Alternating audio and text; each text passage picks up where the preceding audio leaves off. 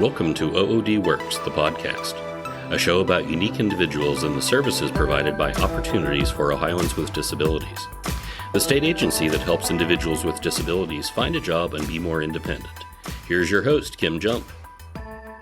On this episode of OOD Works podcast, I'm pleased to be once again joined by OOD Director Kevin Miller and Kristin Garrett, Program Administrator for OOD's Ohio College2Careers. And this is a program that we've commonly referred to as Ohio C2C that's available at 17 public colleges and universities in Ohio. And it helps ensure that college students with disabilities have that support that they need to complete their degree, to go on to earn higher wages, and really be able to meet the demands of tomorrow's labor market. And so I'd like to welcome you both to the show. Welcome back, Director Miller, and welcome, Kristin. Thank you, Kim. It's always good to see you, and it's good to see Kristin. But, just recently we were able to see each other for the first time in, 17 months. So, right, Kristin? Yeah, I'm very excited to be here in person and participating. Thank you for having me. Yeah, well, I'm looking forward to our discussion. There are so many awesome things that we do to support college students with disabilities. But first, Director, I want to start with you. I want to ask you, you actually are the father of a college student. Talk to us about this creation of Ohio College2Careers. It's been in place for about 2 years now. How did all of this come about? Well, it all started when my wife and I took my son Connor to Columbus State Community College. He was in his senior year of high school. And when we went to the orientation, I was concerned, as a parent, I was concerned. And I was like, well, he was on an IEP in high school. He was getting that additional time for tests. He was getting certain tests read to him. He had, some additional accommodations, quiet space to do that. Do they even do that in college? I was kind of ignorant to understanding what would even be available if there was anything available. And so when we were going through the orientation, the Columbus State ambassadors, I have to give them kudos. I am a graduate of Columbus State Community College. Thank you very much. And they said, we're going to stop by as part of our tour to the Academic Resource Center, which includes the Disability Services Center. And I was floored when we stopped by, and I thought it might be one person or two people with an office. And it was a building that was 2 stories tall and has, I think, 20 or 30 employees in it. And so I started to ask the question. I said, so how many students, come in there? And they were like, roughly 4,000. And I was like, are you kidding me? 4,000 students? They're like, oh, yeah, and it's only growing. And so I came back to the office over, the next day or, on Monday or whenever it was. And I went to Susan Pugh, our Deputy Director of Vocational Rehabilitation. I said, Susan, I was floored by what I found out when I went to Columbus State. And so we started talking about it. And I said, I know we've been, helping students with disabilities in college, but it obviously wasn't something that was predominant. And I said, why is that? And some of our listeners may know, but for those who don't, for almost 20 years, the agency had been under what's called an order of selection. Now, I always say when I talk about order of selection, I always like to say I'm a fan of the law and I follow the law, but it doesn't mean I like the law. And what that basically says is if an agency doesn't have enough resources to serve everybody who needs that in the state of Ohio or whatever state you're in, you have to prioritize based on disability. Now, because at that time there was a wait list. That's correct. So order of selection means there are 3 categories, and this is in the federal code of most significantly disabled, or MSD, significantly disabled, or SD for short, or an individual with a disability, which is signified with D. So a counselor has to do an assessment and then give them their eligibility, and you'd have to slot them in one of those 3. And those are based on the 7 functional limitations that are laid out in federal code, things like communication, mobility, able to take care of oneself, self-direction, things like that. And so it's unfortunate, but students who are going to college are not as significantly disabled as perhaps those that we serve that are, trying to come out of a sheltered workshop and have never worked before, have some, significant cognitive disabilities. Someone who's able to go to college, is probably going to school. They're able to get back and forth to school. So I don't like it. I always like to make sure I say that, but I follow the law, and that's what it was. So we had a wait list that reached 18,000 people. Now, what year are you talking when you refer to having a wait list? We went on order of selection in the early 90s. I want to say it was 91. And we went off of order of selection, I want to say in 2014. Okay. So really our relationships with the colleges, when we started to ask questions with our colleges, we had started to, as we got off that wait list, Susan had come to me and said, hey, listen, we want to start talking to colleges. And I said, yeah, that's great. Well, it didn't really hit home with me until I took Connor to Columbus State. And so I started asking questions to the colleges like, well, why haven't you referred people to us? And they're like, well, we knew you guys had a wait list, and most of our kids are not going to qualify for help. So we had to, and we're still trying to overcome 20 plus years of this idea of, well, we can't go to OOD because our students aren't as significantly disabled. They're not going to qualify for services. So that's why C2C was born. It came out of a personal experience with me, and then we started asking questions, and it mushroomed out from that to where, right now, very conservatively, you could take 10% of whatever student body population you will go to, whichever university or college you want to go to, and that's about the number they have that are on an IEP or a 504 multifunctional plan, whatever it may be, that are coming out of high school, that are going to matriculate into college, and they need additional services. So as we started to talk with the presidents of the universities, which I did, I spoke to each one face-to-face prior to the pandemic to talk about, I know it's hard to believe, but the state is here to provide resources and help at no charge to you. And this is an example of Governor DeWine's leadership and his efforts about his executive order to make Ohio a disability inclusion state and model employer, because it was such an easy sell. When I talked to him about this, he was literally like, well, why wouldn't we do this? And it was born. So kudos to all our staff. And I know that Kristin's going to get into more detail, but that's the background of how this really came about. And there's really nothing like it in the country. We have other states that are doing some things where they're partnering, but there's nothing that is systemic like what we're doing right now. A whole nother level of support for individuals with disabilities. That's great. So, Kristin, tell us about your role with Ohio College2Careers. Sure. So just like what Director Miller said, I want to add that overall, what we're doing is helping college students with any type of disability navigate higher education and support them to achieve their career goal, because it is very different from coming out of high school with a lot of support, or just coming back into the workforce or changing up what you'd like to do. Higher education is just different to navigate. We are working with students to help with things like major selection, classes, in some cases financial support with technology to help them be successful in their classes and into employment, and having a counselor right there on campus immersed into that culture of the school. They know who to go to, they know where to go to get support, and they are there to be able to provide those wraparound services to help them meet their career goals.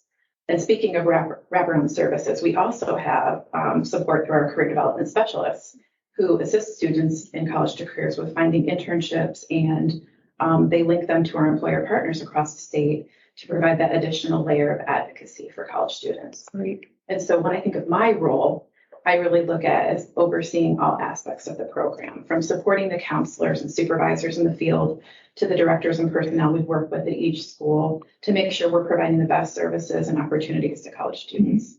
Another key piece of that is really outreach and sharing about College2Careers. I get really excited when people reach out to me and want to hear more about it. They might have heard something from a colleague or a student, And just this fall, I have over 10 meetings booked to share about College2Careers. And it's really fun to talk about this program because it's new, it's innovative, and it's really, really needed right now, especially during the pandemic. Right. And so you talked about counselors being immersed. So we're at 17 schools, as previously mentioned. So there is a counselor right on campus at each of these schools? Yes, so that is definitely a major benefit of the Ohio College2Careers program is our counselors are located within the disability services or career services offices. So they work with those staff members. They are with the students when they come in. Obviously, through this virtual platform has been a little different, but we have still been able to connect with students that are really seeking those offices for help. And then their staff are like, hey, I think you might be interested in this program. Here's so-and-so, and I'm going to send you an appointment with a link. You can join and meet them here, or, while we're in person, they hand them right off organically. And it's really amazing that the schools have really embraced having us on campus. Yeah, it sounds like they've been very good partners to us. They sure have. Let me ask you this. Where is Ohio College2Careers available? Sure. I'll go ahead and list out all the schools. We're at Bowling Green State University, Central Ohio Technical College, Central State University, Columbus State Community College, Cuyahoga Community College, Kent State University, Lorain County Community College, Miami University, Stark State College, The Ohio State University, Ohio University, the University of Akron, University of Cincinnati, University of Toledo, Wilberforce University, Wright State University, and Youngstown State University. So, Kristin, what would you say is the value of this partnership really to the students? Yeah, I would say that our partnership is really valuable because we're aligning what OOD can do for students with disabilities with what the schools can provide as support for students with disabilities. And we're finding in many ways, we're doing so much more than we thought was possible. We are learning from each other through the process of serving students with disabilities. Oftentimes I'll be in meetings and we'll be talking to the directors about, a student or a particular issue.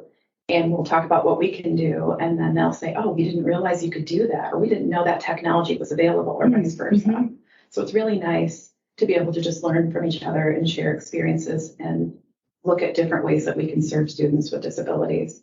It's like a team of support around our students. And who wouldn't want that while they're trying to get through college and find employment? Right. Yeah, it must be a big reassurance to the students, that are especially nearing graduation, to know they've got that career support, because I would imagine that's probably the top concern for the students, their parents, is, concern about landing that first job. Yeah. What has Ohio C2C been like during these last months through the pandemic? I mean, what does it look like? Is it different at every school? It is. Every school is very different. But at the end of the day, our first priority is the students that we serve in the schools that we've been building relationships and partnerships with. So we came into the pandemic first and foremost thinking of what their needs would be and how can we meet those needs. And so we didn't want either of them to suffer. So the first thing we did was connect and reach out to everyone, touch base. And through that process, we really found out another reason that we're really proud to serve. There were people that were in crisis, financial crisis, mental crisis, confusion, unsure what they want to do, what their next step's going to be. Do I want to be in school anymore? We even found people that actually preferred the virtual environment due to their disability. It provided additional opportunities for them. So it kind of went both ways. Yeah. But really what we wanted to do was just provide support and oftentimes just listening to people, letting them communicate about what they're going through. We definitely knew that there were some things we would need to change from what we thought. And so we put our heads together and thought about what we could do. And so we did come up with some different ways that we did things. And one of the first things that we did was ask our students in schools kind of what they needed. How did they want to get the information? What could we do to support? And so a lot of the feedback we received was that students really wanted structure, content, and flexibility. So the opportunity to be able to have a little bit of flexibility in time, appointments, give me some time to really think about what I want to do. We had each of the counselors record kind of welcome videos so that students could meet them, quote unquote, meet them. And that way, even prospective students could see who that counselor is, because normally they'd be able to walk into their office. or, be brought into their office. So it was really nice for them to just have that. And we were able to use those in orientations and first year experience opportunities. So we did that. Our career development specialist definitely met the need and put together an amazing career development toolkit with 10, soon to be 15 topics. Some of the topics are networking, social media etiquette, creating a resume, accommodations and disability disclosure. And through providing those to students, we've really seen the benefit of having those additional resources available. And also, we surveyed our students this past winter, and there were some really great topic ideas. So we're going to be adding a few topics, and post-COVID workforce was really interesting. So we have some great content coming up on that. So there's a link from our website that you can access the career development toolkit if you're interested. But they did a really good job developing fact sheets as well as kind of short 5-minute videos about the content so that anybody can access it at any time. Current students that might need that additional information or prospective students that we're trying to reach. We hosted virtual hiring events. We hosted information sessions throughout the semesters. Great. And so this is obviously all in addition to what we do with normal voc rehab counseling and advocacy. But the pandemic definitely forced us to think outside the box, pushed us forward in many ways that we might not have been if it didn't happen.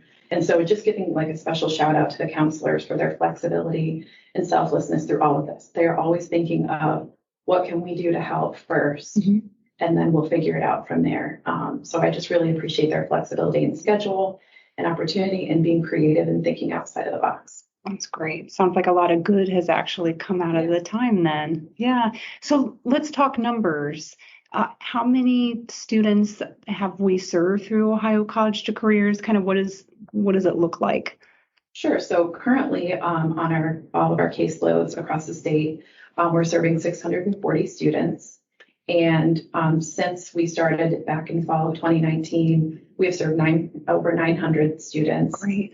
And we have the capacity to serve 1,500 students each year. So we still are very much in the growing phase. Obviously, the pandemic probably affected that, but we are extremely optimistic, excited for the future, and especially for this academic year with students having more of a presence on campus. Yeah.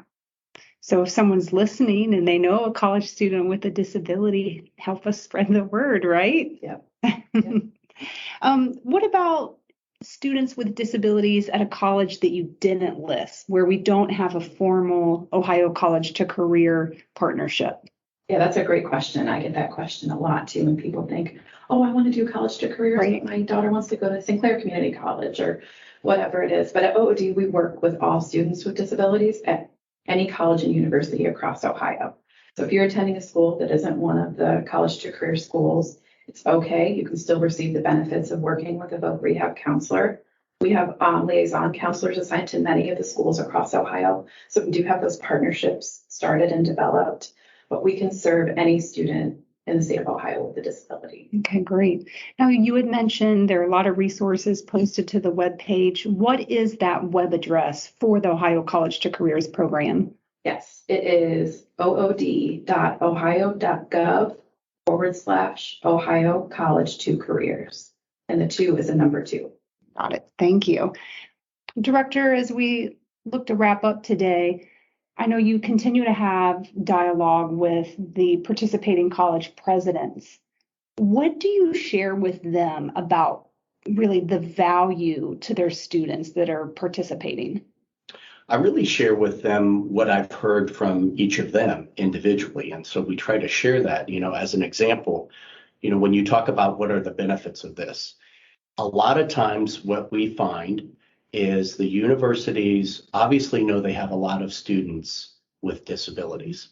What they're not good at, and this isn't a knock, that they're trying, but they're not experts at trying to get a student an internship if they're deaf or they're blind or they're on the autism spectrum with a business. And more and more universities and colleges are saying as part of your graduation, you have to do an externship or a co-op or something like that.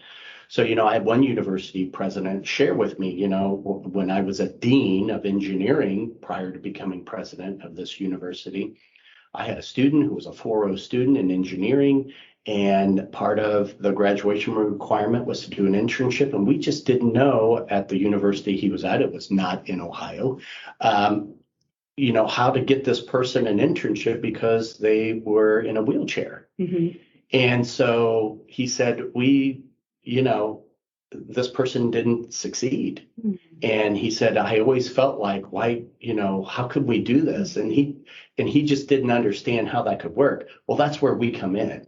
As Kristin has been talking about, I think the real key as a parent and how the structure is different, why it's unique that I talk about is we are bringing together as a bridge that counselor and the career development specialist that we have.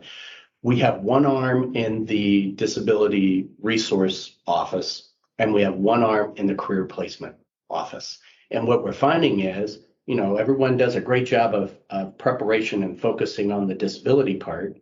And then separately, there's the career placement office, and they understand the means to the end is getting a job. But when you're dealing with individuals with disabilities, that's not something either of them know how to do. So how do you put that together? And the networks we have through our employer and innovation services, over 700 plus employer partners, plus we find universities go, oh, we have a great relationship with this business or this business that recruits heavily. And we go, oh, great, we do too. So now let's bring that to another level by saying, oh, by the way, we are also working with the University of whatever, or this college, and we open that door up even wider than what we've already been doing, because now they know, well, it's not just entry-level positions that OOD can help us with from a commitment of diversity and hiring people with disabilities, but also, higher level entry-level positions that require a bachelor's degree or associate's degree or credentials. So I think, as a parent, I think what's important for parents to hear, or please spread this to whomever, is I think the unique part of this program is being that pivot point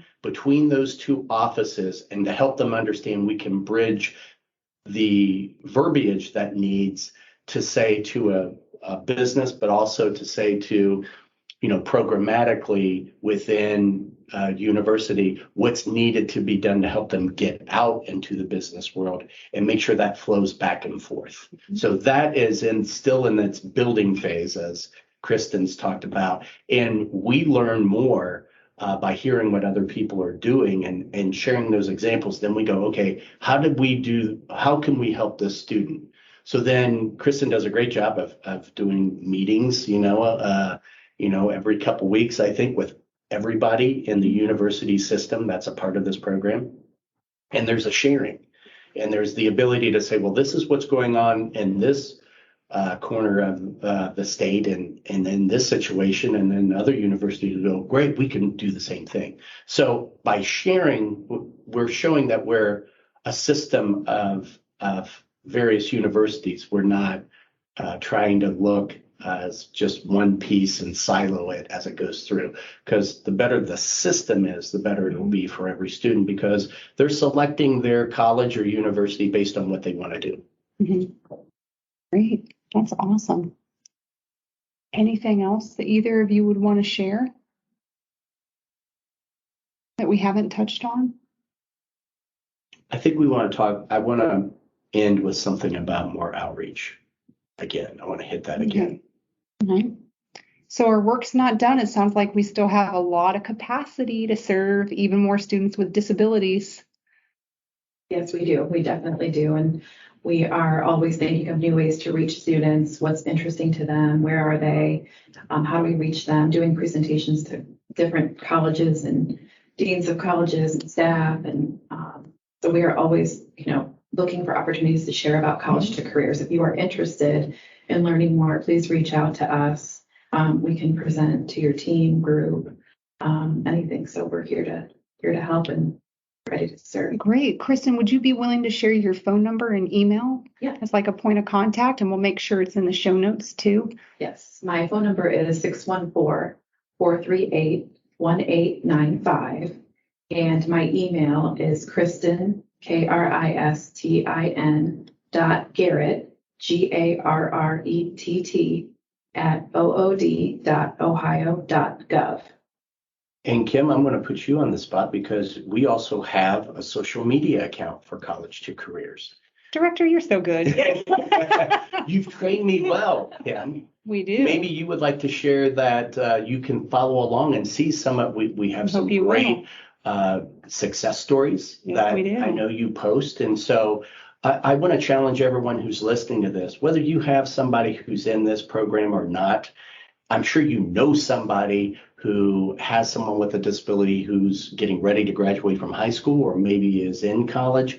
Make sure you make them aware of this. Tell them to go to our social media account that's on this. We are on Facebook, Instagram, LinkedIn, and Twitter. And the handle is at Ohio C2C.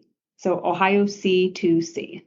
Very easy to find. And it's a great way of seeing some results too. You know, Kristin and her team of counselors and so forth that are out there. It's more than just the counselors. We have, job specialists and other providers, our partners out in the community that provide services to help them with areas that they need to be, stronger in. And so it's a great way of seeing some positive results of this, because we're a results-oriented business. We want to see students be successful, graduate, and get a job. And we've done a great job, Kim, of putting some success stories out there where people have come from the C2C program. But we want everyone to know awareness is the most important thing. So please share this. Talk to people you know who are interested in having a student who's wanting to go to college, and like me, like what could possibly be out there for my son? Is he going to be at a disadvantage? A lot of times it's not that there aren't services there, it's just not knowing how to ask the question. So we appreciate being able to have this type of podcast to talk to people, and I want to challenge everybody to make sure you take this and spread this out to others. We're not telling you how to fish. We want to tell other people how to teach others to fish. So get out there and share this information with folks. A transcript of today's episode is available at ood.ohio.gov/podcast. Don't forget to subscribe and leave a rating and review. We're on social media at Ohio OOD. Do you have a disability? Do you want a job? We can help. oodworks.com.